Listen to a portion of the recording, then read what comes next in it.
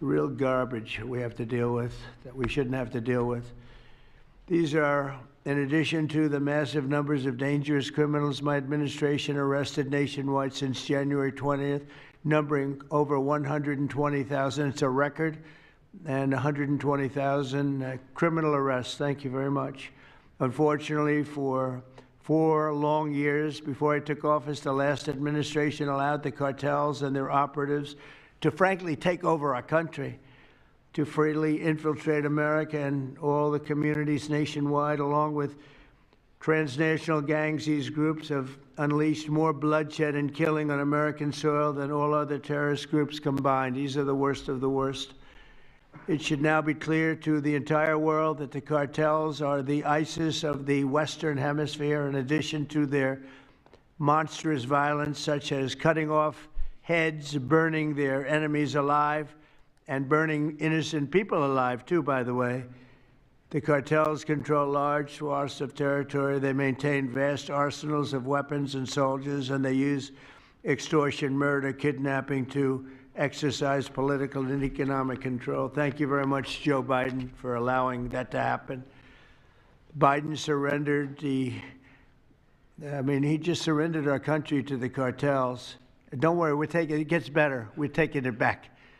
It's really fast at levels that nobody's ever seen before. But what we had to put up with, what we inherited, was just a disgrace. And while Biden was president, if he was president, I think the auto pen was president, not Biden, nearly 100% of those who infiltrated our southern border did so because they were personally approved. They admitted they were just what happened, assisted by the most dangerous and violent criminal organizations anywhere on the planet. The worst people on the planet they allowed into our beautiful country. Under the Trump administration, we're finally treating the cartels as the core national security threat that they really are. The cartels are waging war on America, and just as I promised in the campaign, we're waging war on them like they've never seen before. All you have to do is turn on your television and you'll see what's happening to them. Past administrations have tried to mitigate this threat, and our objective is to eliminate it. We're not mitigating, we're eliminating. We're getting them out.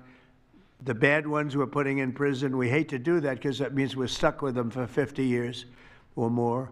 In recent weeks, our Homeland Security Task Force has seized more than 70 tons of deadly narcotics, along with more than 1,000 illegal guns. And that's just recently. This is already the most successful anti-cartel and anti-gang operation in American history, and it's just getting started. We have incredible people. A lot of them are in this room with us today, and it's an honor to have them. But we're going to not stop until the threat has been fully and completely eradicated. I want to thank task force members with us today, including a person who's doing a fantastic job, Attorney General Pam Bondi. Thank you, Pam. Thank you. Secretary of War Pete Hegseth. Sounds so much better than Secretary of Defense. I don't know. Do you guys agree with that? I don't know. It sounds, we won the First World War, the Second World War. I would say everything before and everything in between. And then we got woke and we said, well, let's call it defense. I think we like it this way better. It's funny. That's something I thought it would be maybe controversial. And it's only controversial that we changed the name in the first place. It's not controversial at all. It's been unbelievably well accepted, Pete. Hasn't it, right? It's been pretty amazing. I thought it would be controversial. People want to have our country back. People want to do exactly what we're doing right now. We're getting a lot of credit for it, and we should. I want to thank, though, Pete. You're doing a great job, Pete Hegseth. Secretary of Homeland Security, Kristi Noem. Kristi, thank you very much. Director of National Intelligence, Tulsi Gabbard. Tulsi, good job. And the heads of all of the law enforcement agencies all throughout the room. You're really amazing, the job you've done. To provide additional details on our mission, I would like also to ask General Bondi to say a few words, followed by Secretary Noem, Secretary Hegseth, Director Gabbard, Homeland Security Advisor Stephen Miller. Stephen, you're such a superstar, Stephen. They called Stephen the other day a very bad name, and I said, you should sue them, Stephen. I think he will. I hope he does. FBI Director Kash Patel and Deputy Attorney General Todd Blanche. And I just want to say it's an honor, the job we're doing, and these people are doing absolutely incredible. I'll just add a couple of things. In Memphis, as you know, where the numbers are down in half already, and it's only been about 2 weeks. You're doing a fantastic job there. Thank you. Incredible. Nobody thought it was possible. It was really it was a very sick city. It was horrible what happened there. People would go from, if you're on the board of FedEx, they would ride you 1 block to the hotel. They said you couldn't walk it because it was too dangerous, and they're already feeling better about it. But the best example right now is Washington, D.C. We went from one of the most unsafe places in the planet, I hate to say, but in this country, to a totally safe city. It's nothing's crime-free, I guess, but this is about as close to crime-free as you're going to get. And you guys have done an incredible job with that. Every one of you have worked so hard on this one, and it's our nation's capital. And people would go to the nation. They'd go from, I always say, Iowa, Indiana. They'd go from Florida. They'd come up. They want to see the monument. I want to see the Lincoln Memorial. I want to see one of the monuments, any one of them, and they'd go home in a coffin. But not anymore. It's not happening anymore. We haven't had that happen in a long time. It was averaging more than one a week, one person a week. Who would think that's possible? And it hasn't happened anymore. And we have a safe city. We have a city where the restaurants are booming. People are going out. Nobody's being mugged, hit over the head with a baseball bat. None of the stuff is gone. We took out 1,700 criminals, many of them career criminals, many of them given to us by Joe Biden and his ridiculous open borders policy. They came in from jails from all over the world, not just South America, from all over the world. Jails, they came in from mental institutions and insane asylums all over the world, drug dealers, and we got them the hell out of here. They're either that, or if they're so bad, as I said before, we put them in jail because we can't take a chance that they come back. But I want to just say that Washington, D.C. is such an example of what could be done. And now the same thing's happening in Memphis. We're just halfway through the process, and already the numbers are far superior, far better than what we would have thought at this time. And Chicago, I just saw the number. Last week, it was last weekend, 4 were murdered, 11 were shot. And then I have this guy, Pritzker, is a very weak governor. Let me be nice. I'm going to be very nice. He's extremely weak. He's pathetic. I have Pritzker get up and say how great they're doing in Chicago. They're doing very poorly. So 4 were murdered, 4, 11 were shot. I would say, and that was not a bad week for him. Okay, that was not a bad week. He's had somewhere 18 or 19 were murdered. And you know what his excuse was? Yeah, but that was a long weekend. Okay, can you believe it? He said that was a long weekend. He's bad. And the mayor is worse. I mean, that mayor is worse. Low IQ, very low IQ. And we don't need low IQ people. We need people that are going to take care. And I love Chicago, and I love those beautiful women, black women, beautiful women wearing MAGA hats. And they're all over the place in Chicago. They want protection. They don't care if it's the National Guard, if it's the Army, Navy, Coast Guard, Marines. They'll take Space Force, okay? Space Force, send them in. They just don't want to be mugged, killed, raped, shot in the head, and we stop it. So we're going to be given a very special, we're going to give Chicago very special care. As you probably know, maybe you heard, we were going to do a big surge in San Francisco, but I got a great call from some incredible people, some friends of mine, very successful people. Mark, who's, everybody knows him, and Jensen, everybody knows Jensen, NVIDIA, and others called me from San Francisco. And they said, we're working really, really hard with the mayor, and we're making progress. Would it be possible for you to hold off the surge? And I had 4 or 5 calls, and I think they're making progress of their own. That would be the greatest. I mean, if they could do that, that'd be great. And they have great competence in those people. I mean, incredible competence. Some of the smartest business leaders, and they're working very well with the police department. They're doing a good job. So we are holding off that surge, everybody, and we're going to let them see if they can do it. I said, I think we can do it much faster. I know we can do it faster. I think we can do it better than anybody. We can take criminals out that they're not going to know about, and probably they don't have the legal authority maybe to do what we can.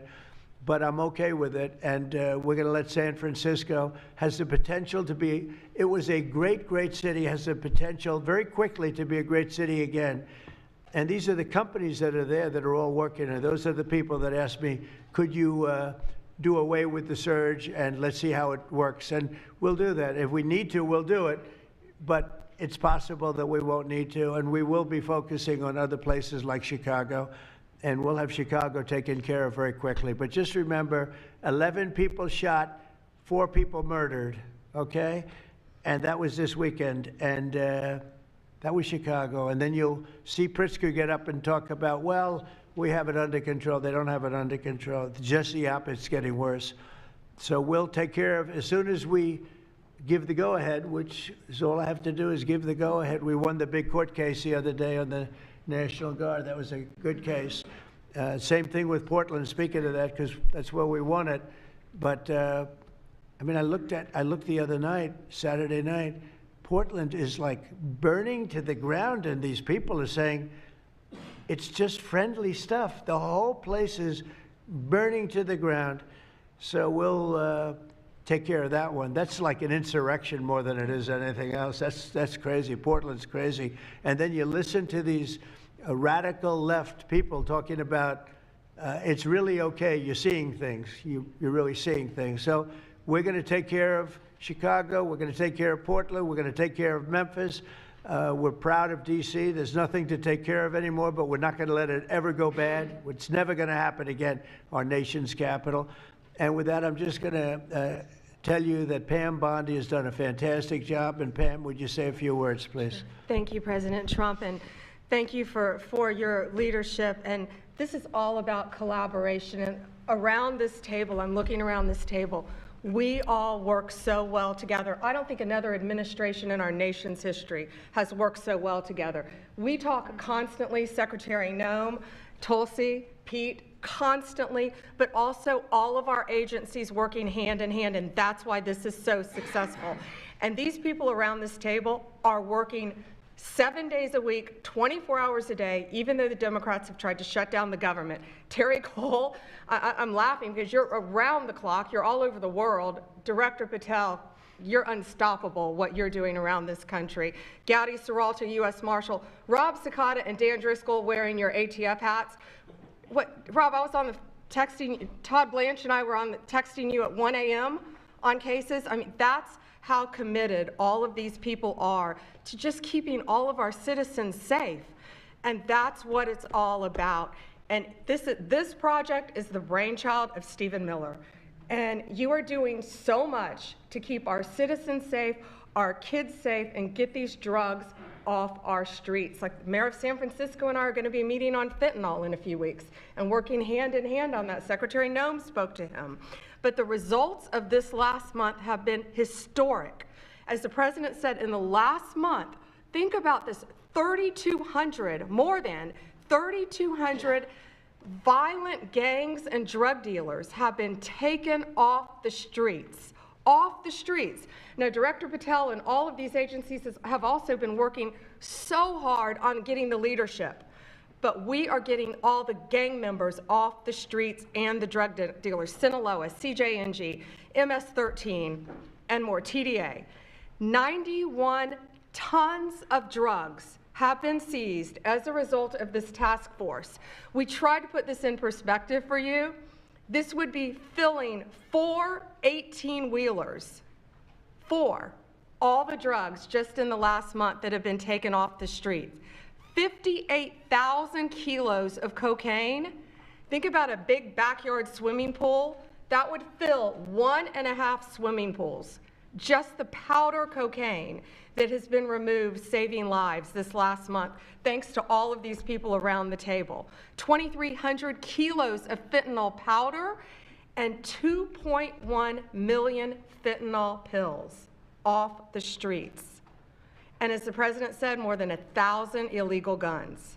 The Biden administration was, for way too long, all of these great law enforcement officers surrounding the table were not able to do their jobs. What they've said is now they've been uncuffed. They can do their jobs now.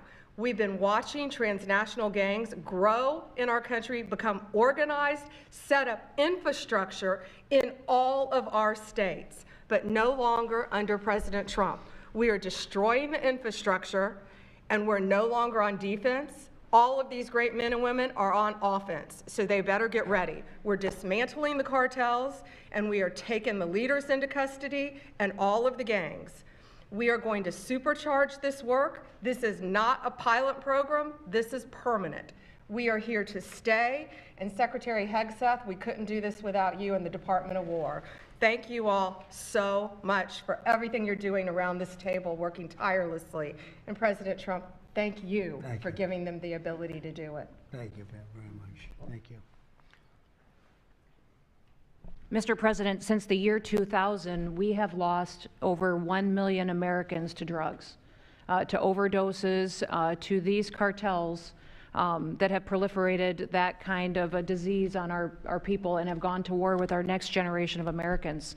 When you signed the executive order that was protecting the American people from invasion, what you did is that you took these cartels and gangs that we've known for decades and you declared them to be what they really are, and that's terrorists.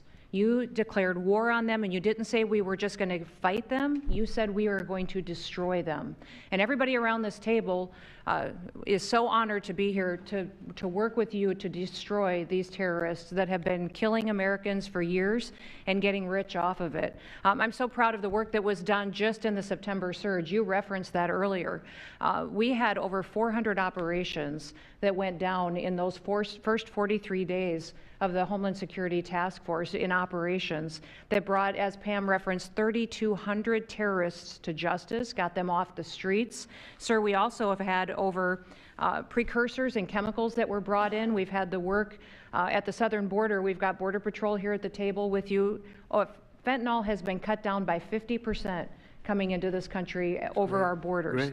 We've continued to work not just nationally, but internationally and on our maritime borders as well. The ICE agents that have so much violence against them and threats against them, sir, they get up every day ready to work with this task force to be able to keep people safe. And then we've got Coast Guard, who's been doing just a ton of our incredible interdictions out on the seas and the waters in cooperation with operations that you've targeted in the Caribbean with the Department of War. And sir, I just want to thank you for the leadership you put at this table, for your cabinet members, for Stephen Miller, for putting this in place to make sure that what you did when you consolidated the Homeland Security Task Force, you took 1,000 other task forces that were already established in the federal government and you streamlined them into this room, into this group right here, so that we can look at each other in the face every day and say, what's our problem? How do we address it? How do we fix it?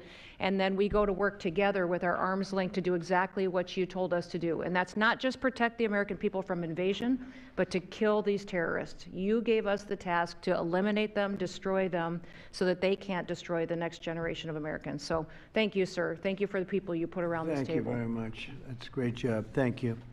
Pete? Yes, sir. Well, thank you, Mr. President, for your leadership.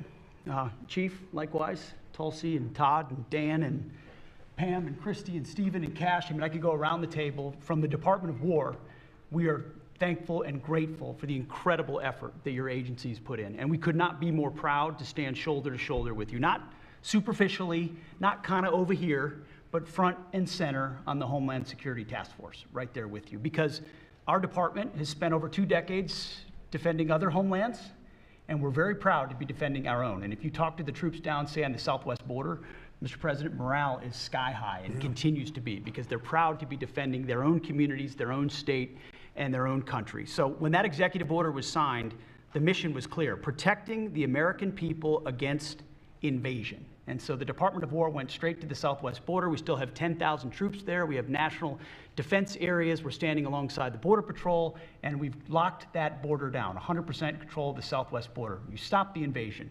And then we're proud to be going on the offense, counter-cartel operations. And it's not counter-cartel, as was mentioned. These are designated terrorist organizations, foreign terrorist organizations. Our generation spent the better part of 2 decades hunting Al-Qaeda, hunting ISIS. Well, as the president said, this is the ISIS, this is the Al-Qaeda of the Western Hemisphere. They intimidate, they terrorize, they extort, they poison the American people. The president's right. Every boat we strike is 25,000 Americans whose lives are saved because of the drugs that were headed in our direction. So our message to these foreign terrorist organizations is we will treat you like we have treated Al-Qaeda. We will find you, we will map your networks, we will hunt you down, and we will kill you. And you've seen that evidence in the maritime domain, whether it's in the Caribbean or in the Pacific with the last 2 strikes. We know exactly who these people are. We know what networks they work with, what foreign terrorist organizations they're a part of. We know where they're going, where they originated from, what they're carrying. And they know we know. And that will soon start to change the calculus of these boats. So the critique of this is, of course, as often is the case, wrong. We know our authorities. It's locked tight. And we're going to treat them like foreign terrorist organizations on the offense. So the Department of War is not going to degrade or just simply arrest. We're going to defeat and destroy these terrorist organizations to defend the homeland on behalf of the American people, making the jobs of law enforcement safer in the process, making the communities of Americans safer in the process. We think it's a very core mission of the Department of War, and we're proud to be here, Mr. President. Thank you very much, Pete. Thank you. Tulsi, please. Yes, thank you, Mr. President. The key reason that you are hearing about these incredible effects is, number one, the team that you've assembled here and the leadership and the tone that you have set, first and foremost, about keeping the American people safe. The intelligence community plays a critical role in being able to support our law enforcement at the federal, state, and local level to make sure that they are armed with actionable intelligence to be able to actually go after those who threaten the safety and security of the American people. Mr. President, under your leadership, for the first time, there is a newly created National Intelligence Fusion Cell at the Office of the Director of National Intelligence, National Counterterrorism, that has a very simple purpose: to make sure that we have two-way intelligence sharing of actionable information between the intelligence community and law enforcement. I want to talk briefly about 3 successes that we've had just here in the last few weeks, Mr. President, through the success of this interagency fusion cell. Just this last week, our National Counterterrorism Center supported, through actionable intelligence to both U.S. law enforcement as well as Mexican law enforcement, the arrest of a Sinaloa cartel boss, El Plato, in Juarez, Mexico, as well as his top 3 money launderers. In a separate and recent successful interagency operation, NCTC worked closely with the U.S. Marshals Service that led to the arrest of another dangerous Sinaloa cartel member responsible for tracking huge amounts of cocaine and hundreds of thousands of dollars in this single incident with drug proceeds through his network. And I'll say the last example I'll share is probably the most insidious, was providing intelligence to the Mexican law enforcement that led to the arrest of a CJNG cartel-affiliated baby trafficker called La Diabla. Her whole money-making operation was centered around luring pregnant women, performing illegal C-sections, harvesting organs, and selling newborn babies. Mr. President, it's your leadership that has made all of this possible. I can tell you, in the midst of this government shutdown, our folks, like everyone around this table, are working 24/7 without pay and eager to get after this because they believe in your leadership and the mission that you have presented to them. Thank you, Mr. President. I'll hand this off to Homeland Security Advisor Stephen Miller, the leader of this task force. Let me just say, Mr. President, that this country was going to die without you. This country was going to actually die without you. That's what we were facing in 2024. We've been invaded for 4 years. Our communities were sinking. Our public safety had gone to zero. Cartels were running entire communities. Sex trafficking, child trafficking, labor trafficking was out of control. Overdoses were out of control. The cartels were claiming more and more territory. City services were buckling. This was a country on the verge of dying, and you alone saved it. And when you stepped forward originally in 2016, you started the movement to make America great again. And that means make America great again in every way. And that means safety and prosperity and peace and freedom from cartels and crime and gangs. And your vision and your leadership in declaring war on the drug cartels is the single most successful public safety initiative in American history. And I need the media to understand what President Trump has done. People have been talking about drug cartels for longer than I've been alive. And everyone has just taken for granted that they can't be touched or stopped. They're too big, they're too powerful, they're too evil, they're too murderous. They can operate with impunity. And in just 9 months, President Trump is the only American leader, not just in our lifetimes, but ever, to actually take the fight to the drug cartels, to actually seek their eradication. And it is happening. And so while the Democrats are shutting the government down and fighting for free health care for illegal aliens, look at what President Trump has assembled here. He's assembled a team under his vision, direction, and leadership that is saving hundreds of thousands of lives. Hundreds of thousands of lives. And only President Trump could have done this. And I will say one last thing, which is that his courage has been an inspiration to everyone else in this room. There are people in this room, I'm looking at, for example, at Todd Lyons, who have been relentlessly doxxed and harassed and threatened. But when they see President Trump's courage, what he's been through for 10 years to save America, when they came after his family, his businesses, his safety, his freedom, everyone at this table knows we can give whatever it takes to get the mission done. So President Trump, thank you for your leadership, your boldness, your courage, and your vision. We're honored to serve underneath you. Well, I want to thank you, Stephen. And I have to say that, I've been making the rounds. I'm leaving tomorrow for some very big meetings, including with the president of China, where I think we're going to come out very well, and everyone's going to be very happy. But everybody said the same thing. A year ago, we had a dead country.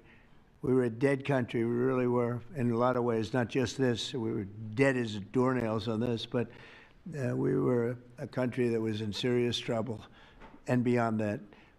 And we have the hottest country anywhere in the world right now. The whole world is talking about it. We have the hottest country anywhere in the world. We're going to clear up this crime in our cities. We can do it quickly, too. They showed how quickly we could do it in D.C. It was a real bad place. It was a real mess. Dirty, filthy, disgusting, graffiti all over the place, tents on every ounce of parks that we had.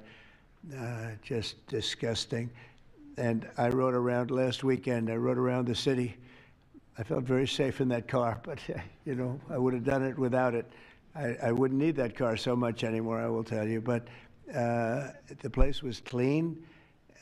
We've started that also, not only law and order, but the cleanliness is important. I think cleanliness is almost a part of law and order. If you see dirty, disgusting streets and potholes all over the place and railings falling down and graffiti all over the marble, beautiful statuary marble columns, those gorgeous columns where they had graffiti, it's all gone.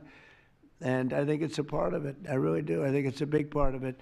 But we have a city that we can be proud of. We're going to be that way with every city we have. That's why with San Francisco, I wish them luck, but we could do it so much faster. I told the mayor, I love what you're doing. I respect it, and I respect the people that are doing it. They're the biggest people in the country. They're the biggest people in the world. A lot of the high tech. Some people like them, some people don't, but they're smart, and they want to do it. And I said, I am so honored to let you do it. And if it doesn't work out, we'll do it for you very quickly. But I just want to thank the people around this table are amazing. Cash, please go ahead. Mr. President, I'll just keep it short, but I think what the media should realize is the amount of courage it takes to do this. And you led that mission. You led it during your campaign, and you brought it to the American people. I think the media should focus on some of these numbers the Attorney General just riled off. Those aren't numbers, those are lives. Lives saved by the millions. Enough enough fentanyl to kill over 200 million Americans, gone, evaporated off our streets permanently. Your vision to safeguard American freedoms and our children and our future is the most courageous thing I've ever seen a president of the United States ever do. And your ability to marshal it out in 8 months, these statistics would have taken other administrations decades. And the partnership that you see around the table, I just want to, sum it up with the following. When I call these folks around the table, when I call our state and local law enforcement partners who have been absolutely critical to this mission, when Stephen Miller called me and said we're going to create the Homeland Security Task Force and the FBI and DHS are going to co-lead it, I said absolutely. The country's been yearning for this and needing it. And the one thing I see different than any other administration is when I call these people, they pick up. I don't get a voicemail. When I make an ask, they answer, and the same is true. And so the FBI is playing a pivotal role in your administration in helping lead out this mission, and Stephen's vision has finally come to life. And instead of attacking the people at this table, maybe the media should go out there and talk to the lives that have been saved forever and the communities that have been safeguarded, because it takes courage to do that. It takes courage to implement that plan, and it takes a president and President Trump to put a leadership team like this together. We are actual friends, and I know the media doesn't want to call us that, but we do that. We do hang out. We do work together. It's a 24/7, 365 mission that doesn't turn off, Mr. President. And as Stephen said, we're inspired by your leadership, and this country's thankful for these 8 months, and I can't wait to see what the next 4 years looks like. Thank you very much. Thanks, Cash. Great job. Todd, please. Thank you, Mr. President. The number that I think matters, over 3,266 terrorists have been taken off the streets in 2 months. And for each of those arrests, there's anywhere from between 4 to 20 law enforcement agents, federal, state, and local, executing those arrests. And that means every one of them are putting their lives on the line to make these arrests, to make our communities safer. And so what I will say to them is thank you, but also what I will say to them is that to the extent that there are politicians, as recently as today, suggesting they are doing something wrong. We have governors, district attorneys, mayors, and even congresswomen suggesting that our federal law enforcement and the state and local law enforcement that are helping them are doing something wrong. That is disgusting and something that we will not tolerate. That every day Attorney General Bondi and I talk with all of our partners, making sure that they know that if any one of our federal agents, our state or local agents working under the HSTF banner are even touched by any of these terrorists or rioters, they will be prosecuted to the fullest extent of the law.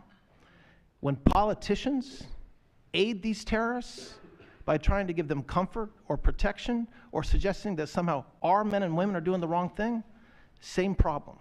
We will not tolerate it, Mr. President. So thank you to all of our state and local men and women that are helping us, and our federal law enforcement officers that are literally putting their lives on the line every single day. We will always protect you. Thank you, Mr. President. Thank you very much, Todd. A really good job you're doing, too. Thank you. Any questions maybe pertaining? Mr. President. How about pertaining to this for a little while? And whoa. Would you have any questions of these incredible people? Mr. President. Mr. President. Yeah, go ahead, please. Go ahead. Mr. President, thank you. Mr. President, thank you. Good to see you. If I could just ask both of you, including Secretary Hegseth, there's reporting the U.S. just sent B-1 bombers near Venezuela to ramp up some military pressure there. Is that accurate, and can you tell us more about that mission? No, it's not accurate. No, it's false. But we're not happy with Venezuela for a lot of reasons, drugs being one of them, but also they've been sending their prisoners into our country for years under the Biden administration. Not anymore. We have a closed border. We had actually nobody for the last 4 months, I guess 5 months. They say they report nothing. They report zero. I don't know if that can be possible, but we'll accept it, right, fellas? But we have closed borders. We have people coming into our country, but they only come in legally.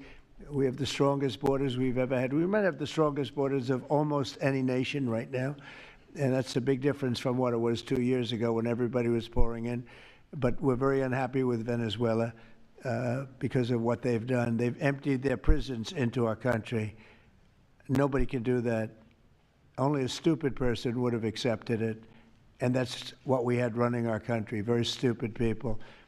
So we're not happy with Venezuela, I will tell you. Yeah. Mr. President. Mr. President. Thank you, President Trump. Go ahead. You okay? Yes. On fentanyl. We're going to lose Sorry him. about that. On fentanyl, we have President some Trump. good medical help right over there. That's all right. On fentanyl, according to CDC data, nearly 330,000 Americans died over the past 5 years from fentanyl. That's 1 in every 1,000 Americans who died. It's more than that, but that's all right. Yes, It's I more. know you think it's even more. I'll be discussing that with President Yes, Xi. so that's actually my question. I figured it I was. was wondering, since it mostly comes from China and has caused such carnage in the U.S., Yeah. what are you going to say to convey the seriousness? And also a second question for you or Secretary Hegseth. Is there any evidence that China is now smuggling fentanyl through Venezuela to bypass U.S. and Mexican port controls? They are doing that, yes. But they are paying right now a 20% tariff because of fentanyl. That's billions and billions of dollars that they're paying. We're actually, on November 1st, the tariff on China goes to 157%, which is record-setting territory. And we don't want that because it's not sustainable for them. They can't sustain that. We don't want them to have to go through that. So I'm meeting with President Xi, and I would say we have some big issues, like with the farmers and various other things, but the first question I'm going to be asking him about is fentanyl. And if you think about it, they make $100 million. Think of this. They make $100 million selling fentanyl into our country, $100 million. They lose $100 billion with the 20% tariff. So it's not a good business proposition. It's $100 billion approximately that they have to pay. It's a big penalty to make $100 million. So I think they want to do something. They want to put it on the list. It's on the list. It's one of the things we're talking about, and I'm putting it right at the front of the list. So they pay a very big penalty for doing that, and I don't think they want to be doing it. And we'll see what happens at the end of next week, because I'll be meeting next week, as you know, along with we're stopping in Malaysia, we're stopping in South Korea, we're stopping in Japan.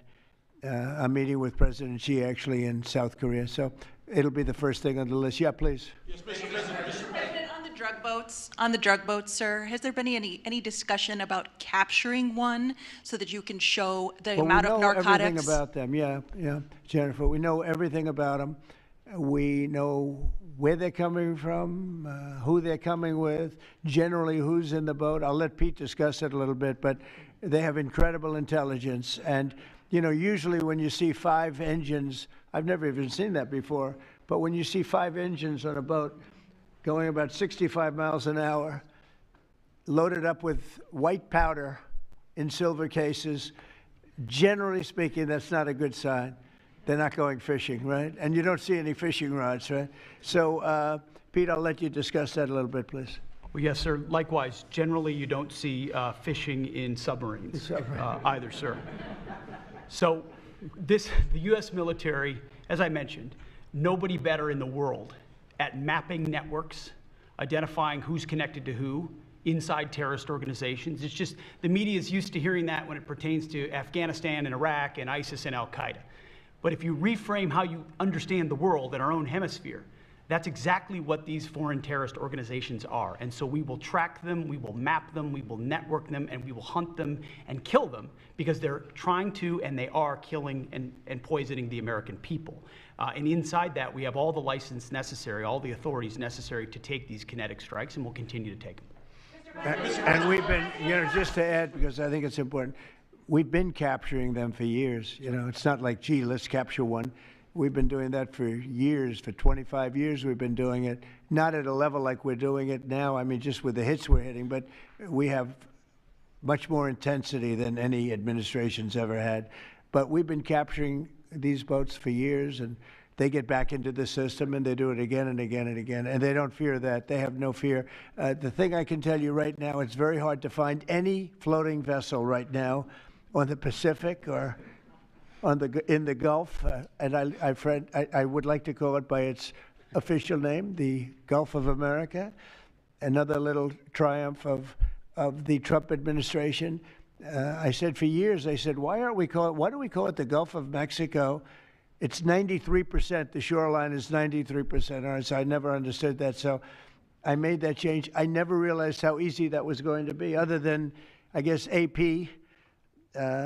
fought us in court, and the judge said, but that's the name. And actually, they were sort of semi-prohibited from even covering us after that. It was pretty amazing. But we have the Gulf of America, and there are very few boats, very, very few boats, not even fishing boats, to be honest. I don't want to do that to the fishing industry, but it's been so effective. And our sea drugs, as they call them, they use the term sea drugs, the drugs coming in by sea, are like 5% of what they were a year ago, less than 5%. So now they're coming in by land, and even the land is concerned because I told them that's going to be next. You know, the land is going to be next, and we may go to the Senate, we may go to the Congress and tell them about it. but I can't imagine they'd have any problem with it. I think, in fact, while we're here, I think it's a good idea, Pete. You go to Congress, you tell them about it. What are they going to do? Say, gee, we don't want to stop drugs pouring in. They're killing 300,000 people a year. I think that's the real number, 300,000 people a year. So between that and my discussion with President Xi, I think we have never made progress like we've made. The sea drugs are almost dead, and they can't come in that fast from the land. And the land drugs are much more dangerous for them. It's going to be much more dangerous. You'll be seeing that soon. So that's the way it is. Yeah. Go ahead, please. Yeah, go ahead, please. With the glasses, go ahead. Thank you, Mr. President. Good. I wanted to ask, what's your reaction to Representative Dan Goldman calling on NYPD to arrest ICE agents who he says are acting illegally? He says they are illegally assaulting people and illegally detaining people at immigration courts in New York. Well, you know, I know Dan, and Dan's a loser. You understand. He's a guy that doesn't have what it takes. He's been trying so hard, and they're exhausted. I mean, it's so ridiculous, right? A suggestion like that. So, you know, they're just trying so hard, and it's not working. They've even now started imitating me, of all people. They want to imitate me, and they start using foul language, but they use too much of it. You know, you can't use the F word 7 times in one sentence. It doesn't work. It might work once every 7 news conferences, but you can't do it. You can't do it 7 times in one sentence. So I don't know. They're really they're in big trouble, that party. Go ahead. Mr. President. Some alleged smugglers have survived some of these recent strikes and been sent back to their home country. If they're terrorists, why not just arrest and detain them? Go ahead.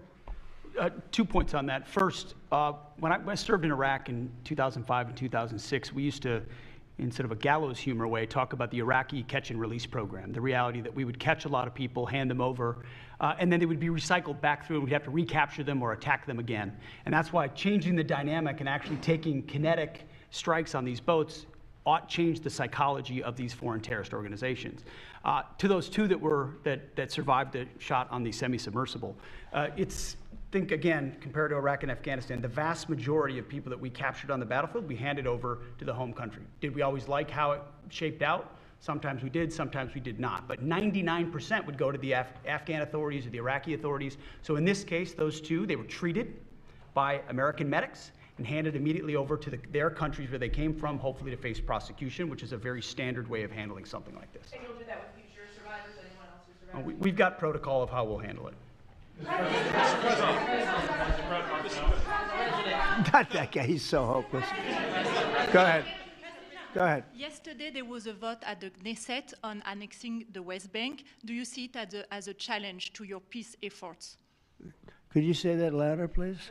Yes, yesterday there was a vote at the Knesset in Israel on annexing the West Bank. Do you see it as a challenge to your peace efforts? Will you answer that, please? Because I cannot understand the words you're saying. Where are you from? Where are you from? You're from France. Beautiful accent, but we can't understand what you're saying. Huh? She said a vote at the Knesset on the West Bank. The West Bank is, don't worry about the West Bank. Israel's not going to do anything with the West Bank, okay? Don't worry about it. Is that your question? They're not going to do anything with the West Bank. Don't worry about it. Israel's doing very well. They're not going to do anything with it. Yeah, please, go ahead. Thank you, President Trump. Are there any safeguards in place to protect Americans from fentanyl and cartels when you leave office in 2028? Any protocols that could be put in place in case a future administration comes in that wants open borders? And I also have a question for the Secretary of War as well after your answer, Well, the if that's biggest okay. thing we can do is make sure they don't come in, because open borders, they would destroy. It's amazing that our country is even surviving with what we went through, coming in by the millions and coming in from the wrong places. You know, I know all these people that run these countries, and they're smart. They're very street smart, and they're not sending their best, you know. They're not sending, they're taking them out of their prisons and their mental institutions, as I say over and over again. They're the drug dealers. They're the drug addicts. They're people that don't work. I mean, the best of them are people that don't work. They don't work. They're on welfare, their form of welfare, which is tiny. You know what their form of welfare? They give you a piece of paper. They give you nothing. but they want people that work. They don't let those people come out because they want those people. You know, they cherish those people. Those are the people that make their country run. They give us all of the people that don't work and are murderers. 11,843 murderers came in. 11,800, many of them committed, more than 50% committed more than one murder. Now, why do we want them? Why would Biden and that group of thugs that he had working for him, why would they accept these people? Why would he accept? Nobody understands it. You know, they say maybe they wanted the vote, but I did great with the Hispanic vote, but these are people from all over the world. Why would they do it? So one question, no matter what I do, I can't, you always like to know the opponent. You have an opponent, what are they getting at? And usually you can. Why would they allow 20 million, maybe 25 million people into this country, almost all of which, but most of which should not have been allowed into our country? It's one of the great enigmas. What they've done to this country should never be forgotten. In history, should never, ever be forgotten. And now it looks like we're going to have a communist mayor in New York. That'll be a lot of fun. But remember this. They have to go through the White House. Yeah, please, go ahead. Today you pardoned the founder of Binance. Can you explain why you chose to pardon him? And did it have anything to do with his involvement in your Which one? family's... Who is that? The founder of Binance. He has an involvement in your own family's crypto one, yes, business. I believe we're talking about the same person because I do pardon a lot of people. I don't know. He was recommended by a lot of people. A lot of people say that, are you talking about the crypto person? Yes. A lot of people say that he wasn't guilty of anything. He served 4 months in jail, and they say that he was not guilty of anything, that what he did, well, you don't know much about crypto. You know nothing about nothing, you fake news. But let me just tell you that he was somebody that, as I was told, I don't know him. I don't believe I've ever met him. But I've been told by a lot of support. He had a lot of support. And they said that what he did is not even a crime. It wasn't a crime, that he was persecuted by the Biden administration. And so I gave him a pardon at the request of a lot of very good people. Mr. President. Yeah, please. Yes, Daniel. President, thank you so much.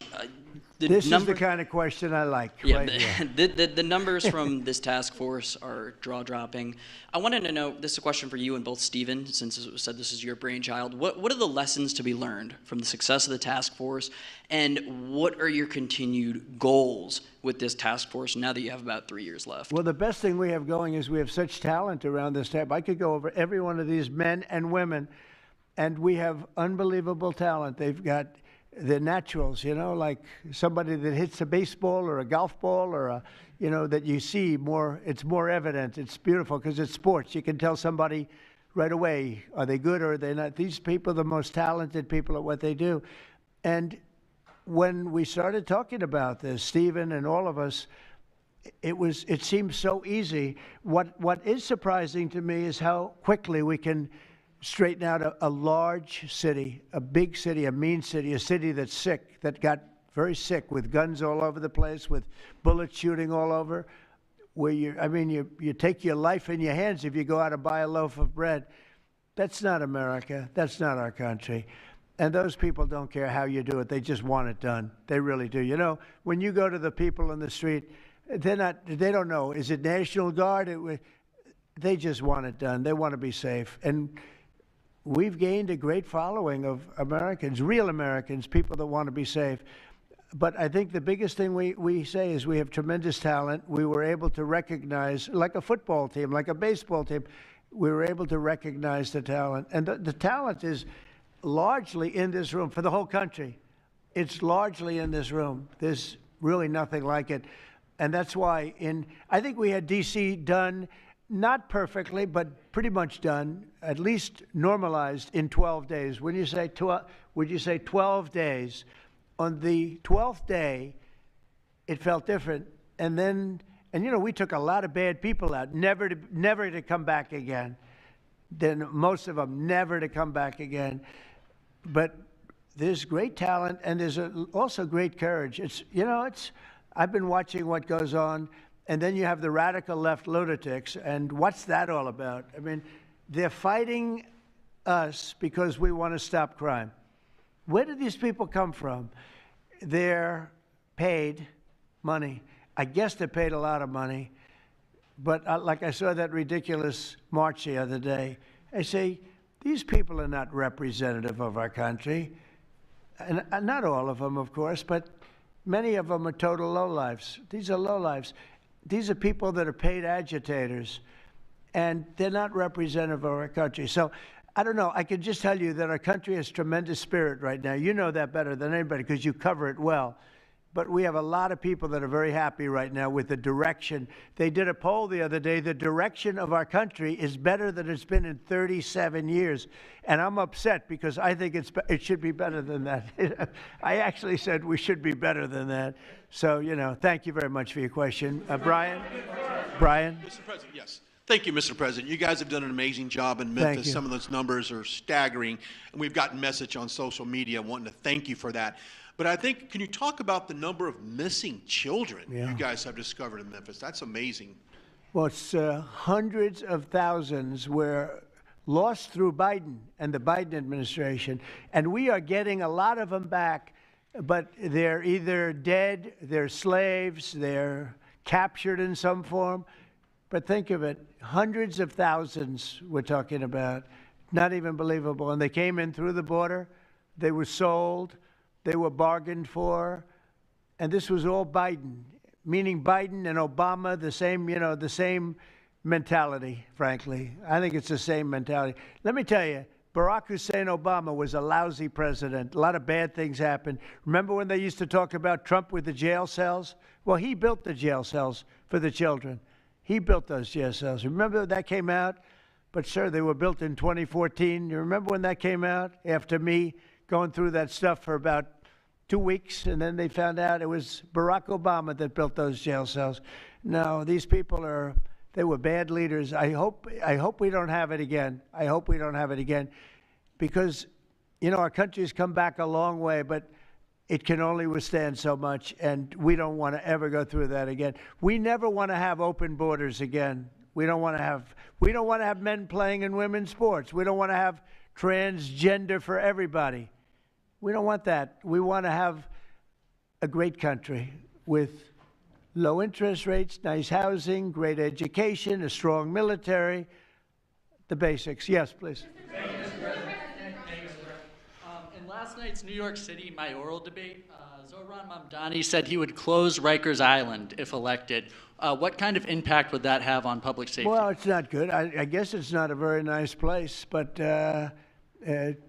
you need it. You know, you need something. You have a lot of additional people in New York City that should not have been here. They came here through the open border, through Biden's. You know, I don't know how they even do it. New York City's always been tight for money, and then they spend, you know, $8 billion, and nobody complains about it on people that just showed up and they just came out of nowhere.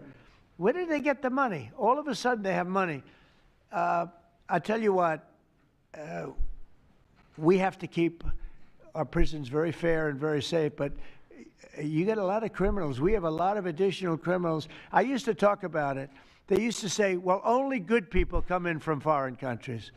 I said, that's not right. I didn't know that for a fact, but it had just started, right? The open borders and people flowing in by the millions. They make our criminals look like the nicest people on earth. That's the only good thing. They make our criminals look like nice people. They are the meanest, the most vicious. Tren de Aragua, you don't get any sicker. They cut people's fingers off because they called the cop. Did you call the cop? Yes.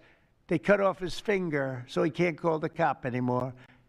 And then they say, next time we're going to cut off your hand if you cut, because they took over his apartment in Colorado. You know, Colorado, they took over a town, then they took over another town, and you have a weak governor over there. He doesn't know what the hell he's doing, so he lets it go on. But we're getting them out of here. We're getting them all out. They're going back to lots of, not just Venezuela, they're going back to lots of countries. Venezuela would be one, however. Yeah, please. Thank you, Mr. President. Yeah. A moment ago, you said that if Secretary Hegseth went to Congress and briefed them on the operations No, we against will these, go, I said. You will go. And we it would will be go. difficult for them to object. I don't see any loss in going. No reason not to. You know, they'll always complain, oh, we should have gone. So we're going to definitely, I'd like to just tell you, let's go. We'll go. And Mr. We're going to President, tell them what we're going to do, and I think they're going to probably like it, except for the radical left lunatics. And Mr. President, if you are declaring war against these cartels and Congress is likely to approve of that process, why not just ask for a declaration of war? Well, I don't think we're going to necessarily ask for a declaration of war. I think we're just going to kill people that are bringing drugs into our country. Okay? We're going to kill them. You know, they're going to be like dead. Okay? Mr. President. Yeah. Mr. President. Yes, red hair. Thank you. Beautiful red hair. Thank you. I'll tell my hairdresser that. She'll love it. This is a question for both you and the Secretary of War, Mr. Hegseth. Who are you with? I'm with the Center Square. We're a newswire service. With everything that's going on between the narco-terrorists in the Caribbean, and then also with more Chinese, Iranian, Russian ships also taking part in Venezuela. Are you have any plans of expanding operations out of Roosevelt Roads and in fact placing some home porting some ships there? Yeah, go ahead, Pete. We're familiar with the location that you're referring to, and we'll make sure that we're properly displaced in order to deal with the contingency we're dealing with there, and also any ways in which other countries would attempt to be involved also. So we can walk and chew gum. We're definitely keeping our eyes on near-peer adversaries at the same time, but we think sending a message on these cartels, these narco-terrorists, is an important inside our hemisphere, which for far too long, other presidents, as the president pointed out, they've ignored our own backyard and allowed other countries to increase their influence here, which only threatens the American people. We're changing that. One big thing that has happened, though, because you mentioned expansion and expand our efforts. So when I was running for office, second term, everybody was talking about the fact that nobody wanted to join the military, nobody wanted to join the great police force. They didn't want to join New York's finest or any of our police forces. They didn't want to join anything having to do almost like with the country, with the uniform. We are setting records with the Army, Navy, Air Force, Marines, Space Force, Coast Guard. We're setting records. We've never had anything like it. And I'll tell you when it started, November 5th. We didn't even have to wait till January 20th. They saw spirit. And now we have people coming in that it's unbelievable. And if we wanted to increase our military force, if we wanted to increase any one of these, including police forces, they can now get men. People didn't want to be policemen and women. They didn't want to be firemen and women. They didn't want to go into the military. We were having tremendous recruiting problems, and now we're setting records. We literally, last year at this time, you were doing stories that the recruitment was a disaster. We couldn't get men and women to go into the military. Now we have such an overabundance. We've never had, it's, as I understand it, it's like record-setting recruitment. This is in less than a year. It's been amazing.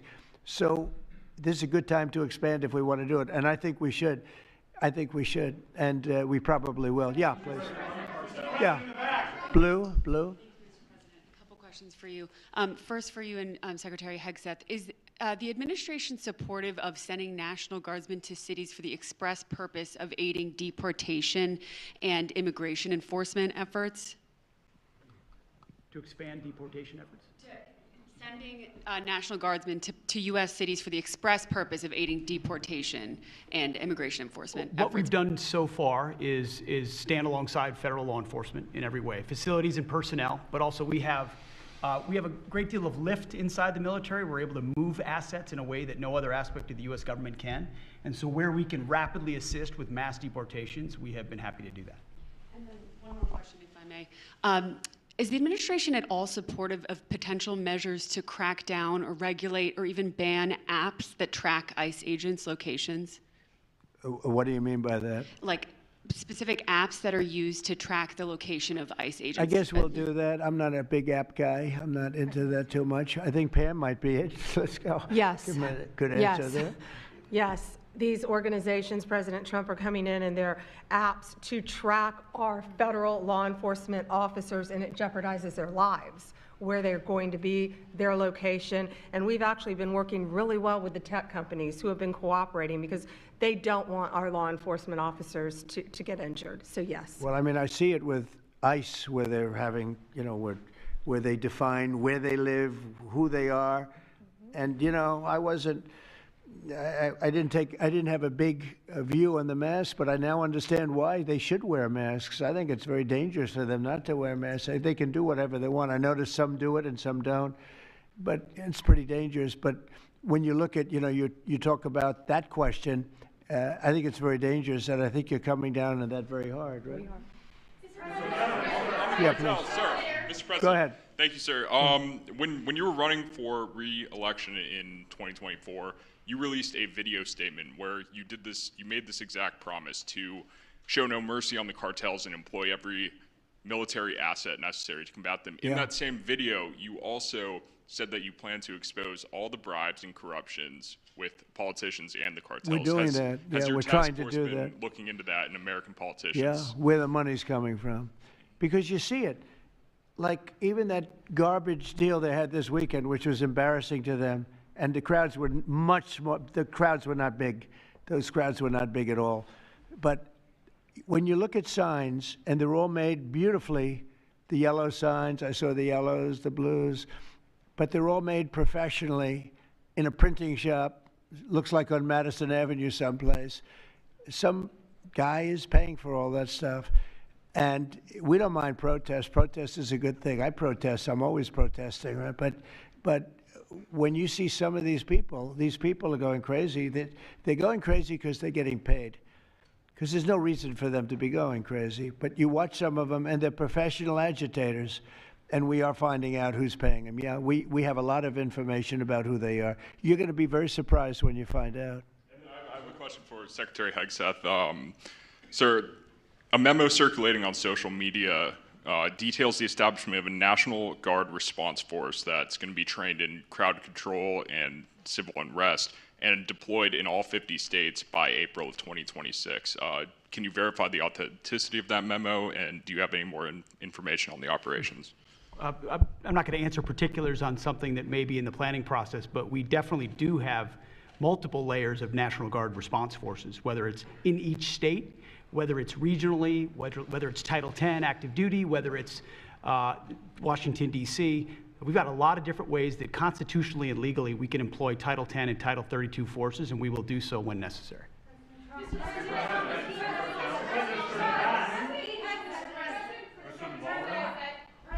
you. President Putin basically said today that Russia is immune from U.S. sanctions. He said that it would not impact the Russian economy in any serious way. Is he Good. wrong? I'm glad he feels that way. That's good. I'll let you know about it in 6 months from now. Okay. Let's see how it all works out. Yeah. Go ahead, please. Blue. One about the shutdown. I'm Taylor Poplars with Spectrum News. The same day you established this task force back on January 20th was the same day you pardoned the January 6th defendants. Yeah, very proud of that. Yeah. Just last weekend, one of them was charged with allegedly threatening to kill House Minority Leader Hakeem Jeffries. And a big theme of this task force has been allowing law enforcement to do their job and holding accountable people who go after law enforcement. Do you worry that your actions back on day one undermine what this task force is trying to accomplish? No, you have thousands of people that we're dealing with, and if one goes haywire, look at what this guy in Virginia said, where he wanted to kill his opponent. He's going to kill his opponent. He's going to kill his opponent's children and I think wife, and he continues to run. And the Democrats continue. He's running for Attorney General in Virginia. Look what he said. So now, do you think all Democrats should be prohibited from living anymore? I mean, think of what he said. He's going to kill his opponent, and he's going to kill the children of his opponent, and I think the wife. I said, this guy's sick. That is a sick guy. And how do you vote for somebody like that? But I don't view that every Democrat would say that, because not every Democrat would say that. So you can't, you could have one person, but I don't know of the incident. I can say we're very proud of what we did. We had the courage to do something that should have been done. The problem, sometimes the Republicans are too nice. They're a very nice party. The Democrats play a much dirtier fight. It's amazing. You go after dirty cops like Comey, and you go after, these are dirty cops. Letitia James is a dirty cop. You go after these people, and they say how horrible you are, and yet I got indicted 5 times and impeached twice. Nobody says anything about that. They say, they actually said the other day, he's trying to indict somebody. I got indicted 4 or 5 times, Todd, maybe more than that. Yeah, I think you could say 87 times if you really think about it, right? With the charges, a bunch of phony guys, but nobody says anything about that. But they mentioned it the other way. No, the Democrats play a very dirty game. It's all they're good at. They're good at a couple of things: cheating on elections and playing very dirty. And they have one good trait: they stick together. They stick together. They stick together through the worst policies that anybody's ever seen. It's unbelievable how they stick together. And I respect them for sticking together, but it's a dead party because their policies are no good. Okay. Brian, we'll do a few more and we'll go home. Wonderful. Everybody's going to go home. I'm going back to the Oval Office, however.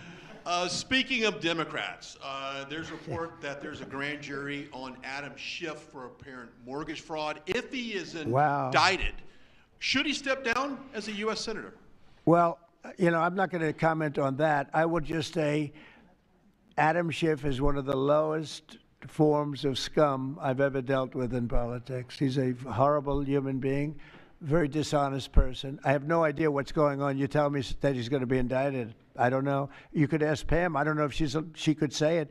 Probably you are allowed to say it, but I wouldn't know about that. I can only tell you he's a very bad. I think he's actually a sick person. Do you want to talk about that? We're not going to comment on any grand jury that's open. We can't legally. I don't know. By the way, I hope it's true, but I don't know anything about it. Yeah, please. Oh, millions of dollars, yeah. Well, I also give, I give a lot of money to the White House. The White House is, as you know, I give my salary, and I usually like to steer it to the White House because this house was a little bit abandoned. First of all, for 4 years, you had a guy walking around that didn't know where the hell he was. And this house was not taken care of the way it was supposed to be. I take very good care of property. I was very good at that. And you'll notice the floors downstairs, I paid for them. Marble, the most beautiful marble you've ever seen. The white floors down in the palm room, which they look like they came out of, I don't want to lose because they're big supporters of mine, Home Depot. So I'm not going to say bad, but they did come out of a box from Home Depot about 30 years ago. They were all broken, but now they have the most beautiful floors, the most beautiful lights and chandeliers. I think most of you, Brian, you've seen that, right? Yes. How beautiful is that? And I take care of it. So I spend millions of dollars on this building, taking care of it. It was not properly maintained, and now it's starting to gleam like it should. It should really gleam, and you should go down and visit the Presidential Walk of Fame. Have you seen it? It's quite good. I'm sure that a lot of people coming to the White House, it's hot. It's very hot, but it's really a tribute to the presidents, past presidents of our country. Yeah, please. Mr. President. Yeah, behind you, please. Yeah, go ahead. Thank Go you. ahead. So on Monday, a question for you as well as Secretary Noem. On Monday, Mayor Karen Bass of LA and Representative Robert Garcia, they held a press conference and they called for an investigation into DHS, accusing them of unlawfully arresting U.S. citizens and racially profiling and only arresting people because, in Robert Garcia's words, they look like me. He's a Hispanic individual. Do you have a response to that? Are you asking me that question? You as well as Secretary Noem. They are arresting bad criminals, and they're really good at it, too. I look at the numbers, they always like to say that, oh, you're arresting this and that. Then when you check it, you find out, geez, almost every single time, and, obviously every once in a while they may get one wrong, but they always correct it. They're able to correct it. But they are arresting really bad people. They're arresting people that kill, people that would cut your throat and not even care about it. These are brave people, and it's very dangerous. And if they go even a little bit too far, they get into trouble, which is a shame. I protect them, but they get into trouble. But they're arresting very serious criminals, and they're getting them out of here. Okay, one or two more. Doug, do you have a question? I'd love to have Doug have a question, our great photographer, because he's such a great guy, and he might be the most talented person over there. I don't know. Go ahead. Let's hear your question. This guy's a real beauty. On the cartel strategy, hearing you talk about it as a war, hearing Secretary Hegseth talk about defeating and destroying and the comparisons to Right. ISIS and Al-Qaeda, those efforts took American troops being engaged in foreign countries. Do you think that's ultimately where this is headed with the cartels, having American troops in countries like No, Venezuela? the cartels are very bad. They had a lot of bad people coming in. They were interviewed recently, and they were asking people what their problem was, and one guy said, "Yes, I'm up for murder." Didn't know what he was saying, obviously. You know, I'm sure his lawyer was not thrilled with his statement, but no, they're rough people coming into those cartels. Those cartels are rough. You look at what happens. The trip up is horrible, especially for women. They're being killed. They're being raped at levels that nobody thought even possible. In my opening speech, I mentioned that, but in a very light way. I mentioned the word rape. Then I found out that you take a look at what happens in those cartels. It's horrible what's going on. And we're doing the world a big service by just telling them, you know, you don't have too many cartels now because they know when they get up here, they're going to be stopped. Under Biden, they were just flowing into the country. It didn't matter what you were, where you came from, what you looked like, what your record. They didn't check records. Millions of people came into this country that should not be in our country right now. We've gotten a lot of them out. It's the single biggest problem that we were given. Inflation, I've already taken care of. Economically, the country is the strongest it's ever been. Thank God for tariffs. If we didn't have tariffs, we'd be a third world nation. But thank God for tariffs. We're the richest nation in the world now because of tariffs. And we're able to economically protect ourselves, and we're able to really protect ourselves from a national security, situation. But we have cartels that, somebody came up with the word cartel. I won't tell you who that person was, but you got a lot of bad people in the cartels. And you could look at a country like Mexico, and I really respect the president. I really respect a lot of the people over there, but a lot of the leadership. But they are in fear in their own country because those cartels are running those countries, okay? And that includes Colombia. Colombia is a drug den. It's a drug den, and it has been for a